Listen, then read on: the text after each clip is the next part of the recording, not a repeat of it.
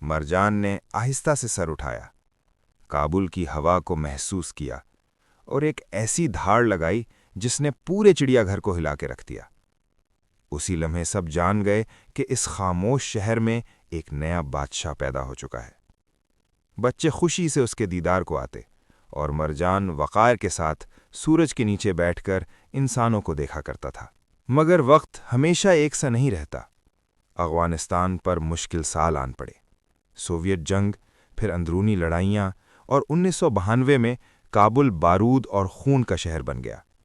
جہاں کبھی بچوں کی ہنسی گونجتی تھی، وہاں اب راکٹوں اور گولیوں کی آوازیں تھیں۔ چڑیا گھر جنگ کے بیچ آ گیا۔ بہت سے جانور بھوک اور خوف سے مر گئے، مگر مرجان، وہ اب بھی زندہ تھا۔ ہر دھماکے پر اس کا جسم کانپتا، مگر وہ دوبارہ سر اٹھا لیتا۔ وہ کابل کے تاریک دنوں کا خاموش گواہ بن چکا تھا۔ پھر ایک دن، تقریباً 1994 یا 1995 میں، دو مسلح مرد چڑیا گھر میں داخل ہوئے۔ ایک غرور میں اندھا نوجوان اپنی جھوٹی بہادری دکھانا چاہتا تھا۔ وہ قفس کی دیوار پر چڑھا اور مرجان کی حدود میں داخل ہو گیا۔ وہ یہ بھول گیا تھا کہ شیر کھلونا نہیں ہوتا۔ مرجان خاموش رہا، مگر جیسے ہی وہ انسان آگے بڑھا، مرجان نے اپنی زندگی کے دفاع میں حملہ کیا۔ وہ مرد وہیں مارا گیا، اور یہی لمحہ مرجان کی بدقسمتی کی شروعات بن گیا۔ اگلے دن غصے سے اندھا اس کا بھائی آیا۔ نہ کوئی قانون تھا، نہ کوئی روکنے والا۔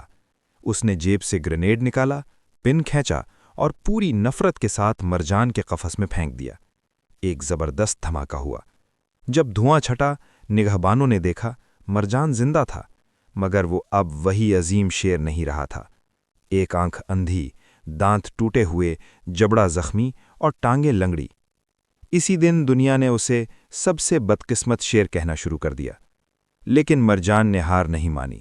کابل جل رہا تھا، لوگ بھوک اور جنگ میں مر رہے تھے، مگر وہ زندہ رہا۔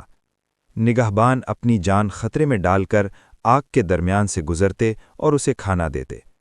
مرجان اندھا ہو چکا تھا، مگر جب کوئی قریب آتا وہ سر اٹھاتا، شاید آواز سے، شاید احساس سے۔ اسے معلوم تھا کہ وہ ابھی زندہ ہے۔ 2001 میں جب جنگ کچھ تھمی اور کابل نے سانس لی، مرجان بوڑھا اور تھکا ہوا تھا۔ جسم ساتھ چھوڑ چکا تھا، مگر روح ابھی بھی مضبوط تھی۔ آخرکار جنوری 2002 میں افغانستان میں 20 سال سے زیادہ گزارنے کے بعد مرجان نے خاموشی سے آنکھیں بند کر لیں۔ نہ کسی دھماکے سے، نہ کسی گولی سے، بلکہ وقت اور تکلیف سے۔